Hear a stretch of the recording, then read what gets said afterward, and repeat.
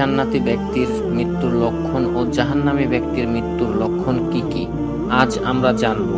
সালামু আলাইকুম ফাত্তা of Islam চ্যানেলের প্রিয় ভাই বোন ও সম্মানিত দর্শকবৃন্দ, আশা করি ভালো আছেন।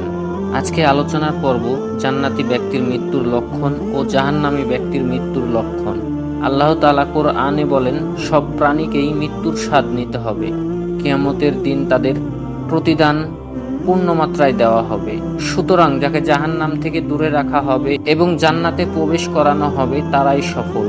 আর দুনিয়ার জীবন ধোঁকা ছাড়া কিছুই নয়। সূরা আল ইমরান আয়াত 185। আল্লাহ তাআলা সফল ব্যক্তিদের জান্নাত দান করবেন, জাহান্নাম থেকে মুক্তি দেবেন। কিন্তু দুনিয়ার এই ধোঁকার জায়গা কারা সফল? এমন কিছু লক্ষণ আছে যা মৃত্যুর মুহূর্তে অনেকেরই পরিলক্ষিত হয়। নবীজি সাল্লাল্লাহু আলাইহি ওয়াসাল্লাম সে বিষয়ে সুস্পষ্ট করে তুলে ধরেছেন। তা হলো জান্নাতি মৃত্যুর লক্ষণ। 1. কালেমা পড়া। মৃত্যুর মুহূর্তে শেষ কথা হবে কালেমা। রাসূল সাল্লাল্লাহু আলাইহি ওয়াসাল্লাম বলেছেন, যার শেষ কথা হবে লা ইলাহা ইল্লাল্লাহ, সে জান্নাতে প্রবেশ করবে। 2. বিন্দু বিন্দু ঘাম হওয়া। মৃত্যুর সময় কপালে বিন্দু বিন্দু ঘাম বের হওয়া। রাসূল সাল্লাল্লাহু আলাইহি ওয়াসাল্লাম বলেছেন, মুমিনের মৃত্যুর কপালে ঘাম বের হয়। 3. জুমার রাত অথবা দিনে মৃত্যু হওয়া। বৃহস্পতিবার সন্ধ্যা থেকে জুমার দিনের সূর্যাস্তের আগে মৃত্যু হওয়া। যে মুমিন ব্যক্তি জুমার দিন বা রাতে মৃত্যুবরণ করেন, আল্লাহ তাআলা তাকে কবরের বিপদ থেকে হেফাজত করেন। 4. শহীদ হওয়া। ইসলামের জন্য জীবন দেওয়া, প্রকৃতপক্ষে শাহাদাতের নিয়তে মৃত্যুবরণ করা। যারা ইসলামের জন্য শহীদ হয়েছে, কোরআনে তাদের মৃত বলতে নিষেধ করা হয়েছে এবং বলা হয়েছে কবরে তারা রিজিক প্রাপ্ত হয়। এছাড়াও কিছু মৃত্যু রয়েছে যা শহীদি মৃত্যু হিসেবে পরিগণিত।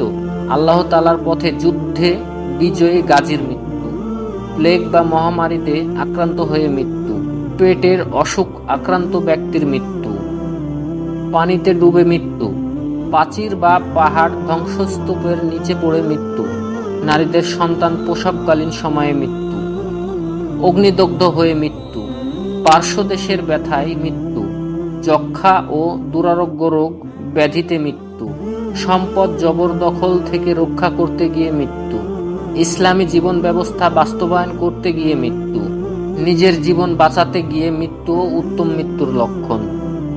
উল্লেখিত সব অবস্থায় মৃত্যুকে রাসূল সাল্লাল্লাহু আলাইহি ওয়াসাল্লাম শহীদি মৃত্যু হিসেবে উল্লেখ করেছেন।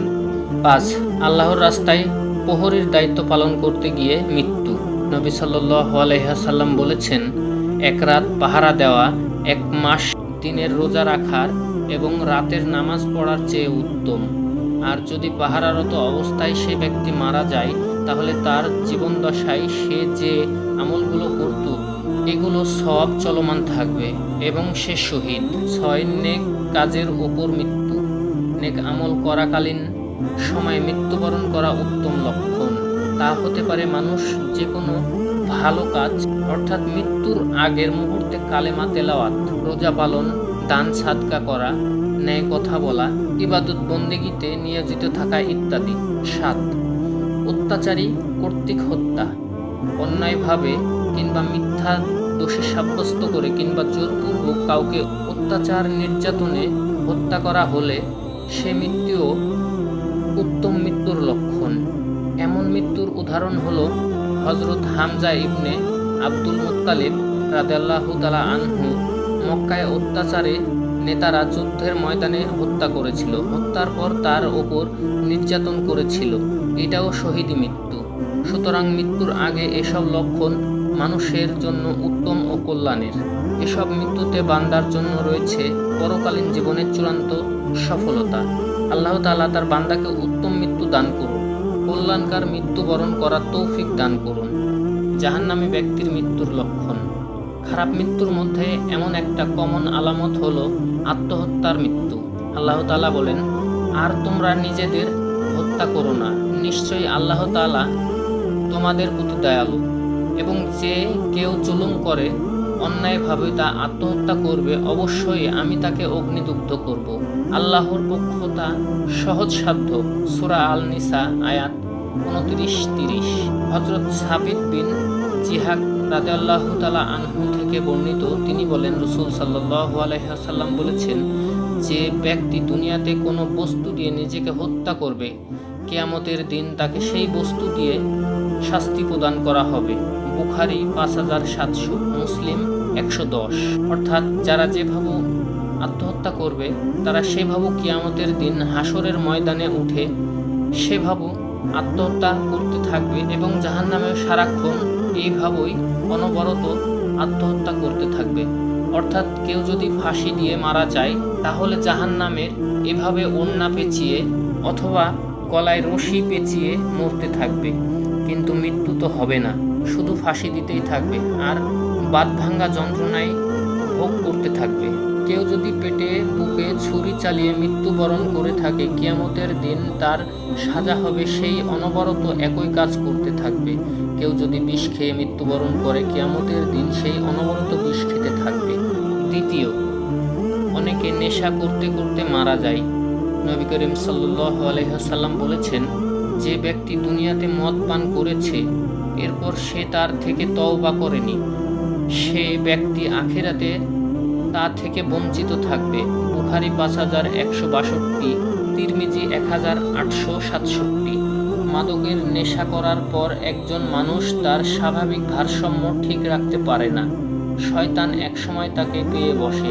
নেশাগ্রস্ত অবস্থায় নেশাকারীর ঈমান ঠিক থাকে না।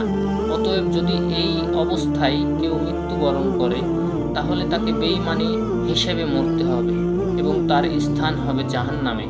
হযরত আবু হুরায়রা রাদিয়াল্লাহু তাআলা আনহু কর্তৃক বর্ণিত, নবী করিম সাল্লাল্লাহু আলাইহি ওয়াসাল্লাম বলেন, মদ পান করার সময় মদ পানকারীর ঈমান থাকে না। বুখারী 6302। যেমন আপনি দেখবেন অনেকে অতিরিক্ত মদ পান করার ফলে মৃত্যু হয়।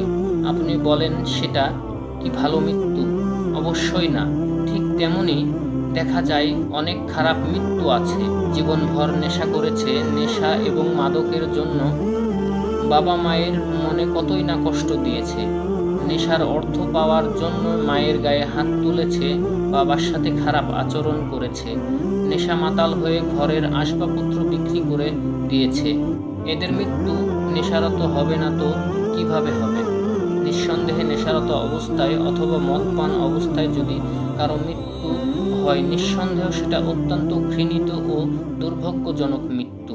কোনো সন্তান যদি মারা যায়, সে তার বাবা মা তার উপর রাগান্বিত, নিঃসন্দেহে এটা তার জন্য একটি বদনসিবের মৃত্যু। তৃতীয় নম্বর, পিতামাতার সাথে খারাপ আচরণ অবস্থায় অথবা পিতামাতার থেকে বিচ্ছিন্ন অবস্থায় কোনো সন্তানের মৃত্যু, তাদের অন্তরে কষ্ট দেওয়া অবস্থায় সন্তানের মৃত্যু নিঃসন্দেহ আল্লাহর তরফ থেকে তার জন্য একটি অভিশাপ স্বরূপ। যে কোনো পরিস্থিতিতে শুধুমাত্র ঈমানের প্রশ্ন ব্যতীত বাবা মায়ের সাথে কোনোভাবেই সম্পর্ক বিচ্ছিন্ন করা যাবে না। এমনকি ঈমানের প্রশ্নে বাবা মায়ের সাথে বিচ্ছিন্ন হওয়া যাবে না। শুধুমাত্র তারা যদি শিরকের দিকে ডাকে তাহলে সেই ডাকে সাড়া দেওয়া যাবে না। আল্লাহর একাত্মবাদকে আঁকড়ে ধরে রাখতে হবে মৃত্যুর আগের দিন পর্যন্ত।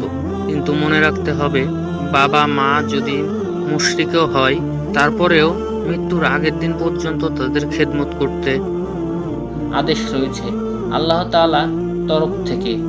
সহিহ বুখারী 2620, এতে উল্লেখ রয়েছে। চতুর্থ নাম্বার হচ্ছে স্ত্রীর ওপর নারাজ অবস্থায় স্ত্রীর মৃত্যু। অর্থাৎ কোনো স্বামী যদি স্ত্রীর ওপর নারাজ থাকে, স্ত্রীর ওপরে কষ্ট পেয়ে থাকে, স্ত্রীর কোনো কর্মকাণ্ডে তাকে অভিশাপ দিয়ে থাকে, এই পরিস্থিতিতে স্ত্রীর মৃত্যু হলো নিঃসন্দেহে অত্যন্ত খারাপ মৃত্যুর লক্ষণ। কোনোভাবেই কোনো স্ত্রীর উচিত হবে না তার স্বামীর সাথে খারাপ আচরণ করা। তবে সেখানে এমন স্বামীর কথা ইঙ্গিত করা হয়েছে সে আল্লাহর দ্বীনের পথে অবিচল।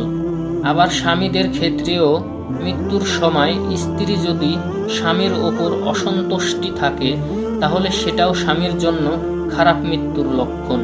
পঞ্চম নাম্বার হচ্ছে এমন এক ব্যক্তি যার মৃত্যুর পর এলাকার মানুষের মধ্যে স্বস্তি ফিরে আসে। হ্যাঁ, এমন পোড়া কপাল মানুষ আমাদের সমাজে রয়েছে যাদের জুলুম, নির্যাতন, অত্যাচারে তার প্রতিবেশী প্রতিনিয়ত আতঙ্কিত থাকে। রাসূল সাল্লাল্লাহু আলাইহি ওয়াসাল্লাম বলেছেন, সেই প্রকৃত মুসলমান যার জিহ্বা এবং হাত থেকে অপর মুসলিম নিরাপদে থাকে। সুতরাং অধিক ঝগড়াটে জায়গায় জায়গায় প্যাচ গোছ লাগানো ব্যক্তি, সমাজের মধ্যে নোংরা বিভেদ, সংযুক্ত ব্যক্তির এক পরিবারের সাথে আরেক পরিবারের দ্বন্দ্ব, সংঘাত বাঁধিয়ে দেওয়া ব্যক্তি, চগলখড়ি করার ব্যক্তির মৃত্যুবরণ করলে সমাজের অনেকেই খুশি হন। নিঃসন্দেহে অসন্তুষ্টি অবস্থায় মানুষের বদদোয়া নিয়ে মৃত্যুবরণ করা অত্যন্ত জঘন্য মৃত্যু। মুসলিম হাদিস নং 40, নাসাই 4996, আবু দাউদ 2481। এছাড়াও হাত দ্বারা মানুষের উপর জুলুম করে নিজের ভিন্ন রকমের প্রভাব ক্ষমতা খাটিয়ে দুর্বলের ওপর অত্যাচার করে। আল্লাহ তাআলা তাদের পছন্দ করেন না। এই পরিস্থিতিতে তাদের মৃত্যু কখনোই সুখকর মৃত্যু নয়। সর্বশেষে বলতে চাই, রাসূল সাল্লাল্লাহু আলাইহি ওয়াসাল্লাম বলেছেন, যে ব্যক্তি নিজের সরল সঠিক পথের উপর অবিচল রাখতে চায় তার জন্য মৃত্যুই যথেষ্ট। এটি সূরা জুমার 36 নং আয়াতে এসেছে। তাই প্রতিনিয়ত মৃত্যুর চিন্তা আমাদের অন্তরে জ্ঞাপন করি।